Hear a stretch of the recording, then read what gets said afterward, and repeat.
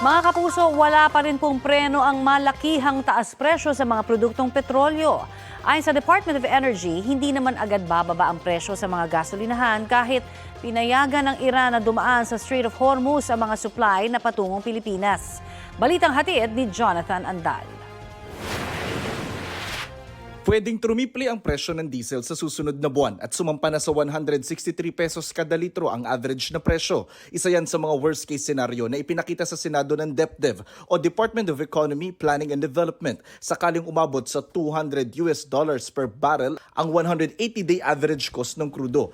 Ngayong Martes, posibleng umabot na sa 165 pesos ang kada litro ng diesel.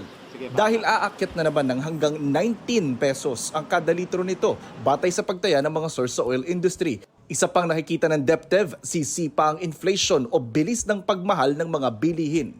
I think that's what we should be most concerned about because that inflation has a big impact, as I will describe later, on overall welfare of ordinary Filipinos. We return to the high inflation. We could potentially return to the high inflation in early months of last year, and that's what we would need to prevent.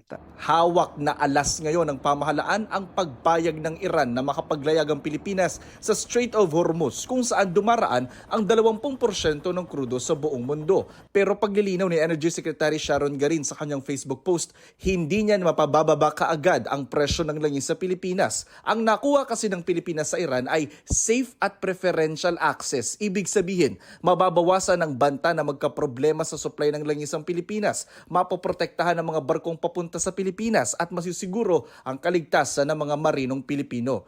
Pero wala raw saysay yan kung hindi naman mapabababa ang presyo ng langis sa bansa ayon sa grupong Manibela. Pabigat pa rin ito sa amin, kalbaryo pa rin ito sa amin. Baka naman may makukuhanan pa tayo na hindi lang sa Iran na mas mababa ang presyo. Gusto ring malaman ng Manibela kung anong barko ba na papuntang Pilipinas ang sinasabing padadaanin ng Iran sa Strait of Hormuz. Ang tanong natin sa kanila, meron ba talagang biyahe na barko na nagmamay-ari ng mga Pilipino na umaangkat talaga ng langis sa Middle East para maapektuhan po yung ating supply ng petrolyo? Sa Senado, nagbabala si Senator Ping Lacson na posibleng umabot sa 320 billion pesos ang mawawalang kita ng gobyerno kapag sinunod ng pamahalaan ang mga panawagang suspindihin hindi lang ang excise tax kundi pati ang VAT o Value Added Tax sa langis. Papalo tayo ng mga 320 plus billion kung pati yung VAT isususpend dahil sa krisis. So dapat pag-aralan mabuti ito ng ating mga economic managers na Malacanang yung paano kalang isuspender yung VAT. Jonathan Andal, nagbabalita para sa GMA News.